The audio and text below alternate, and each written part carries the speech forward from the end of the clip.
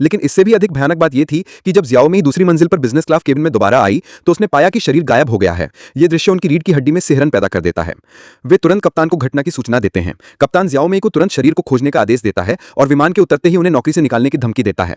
हालांकि जियाओ मेई अपनी खोज शुरू भी नहीं कर पाती है। शौचालय का उपयोग करने वाले एक यात्री को इससे भी अधिक भयानक चीज का सामना करना पड़ता है। अचानक जमीन से धुंध उठती है। जैसे ही ऊपर की बत्तियां टिमटिमाने लगती हैं, एक काला हाथ फर्श से निकलता है और लड़की को अनंत अंधेरे में खींच ले जाता है। क्योंकि कैबिन में मौजूद शव और कई यात्री रहस्यमय रूप से गायब हो गए, अब तक उनके सामने आई अजीबोगरीब चीजों की श्रृंखला सभी पहले यात्री की मृत्यु के बाद हुई थी। उनका मानना था कि यह सब उस यात्री की मृत्यु से संबंधित हो सकता है। इसलिए दूसरे यात्री की पहचान का पता लगाने के लिए उन्होंने चुपके से यात्री का सूटकेस ढूंढा। इसे खोलने के बाद उन्हें अंदर कुछ हद तक भयानक गुड़िया मिली। छोटी बालों वाली लड़की ने इसे एक नजर में पहचान लिया। ये एक ग्रिम रीपर गुड़िया थी। फिर छोटी बालों वाली लड़की ने इस ग्रिम रीपर गुड़िया की किंवदंती के बारे में बात की। ग्रिम रीपर ने मृत्यु के दूत का प्रतिनिधित्व किया।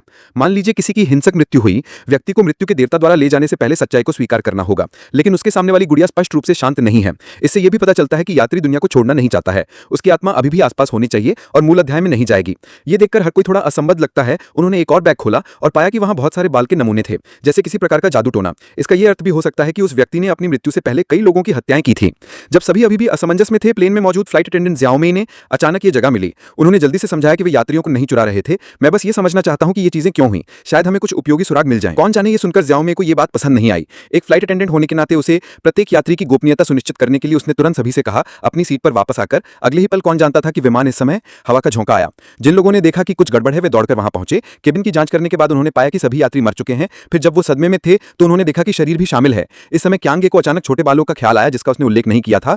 मृत्यु का दूत वहां से गुजरा और इस समय विमान की स्क्रीन पर लाइव प्रसारण हो रहा था। एक न्यूज रिपोर्ट प्रभारी व्यक्ति ने कहा कि टोक्यो के लिए ये उड़ान तेज हवा के प्रभाव के कारण विमान क्षतिग्रस्त हो गया था। किसी स्थान पर सीलिंग घटक के कारण केबिन में ऑक्सीजन का रखरखाव ठीक से नहीं हो पा रहा था।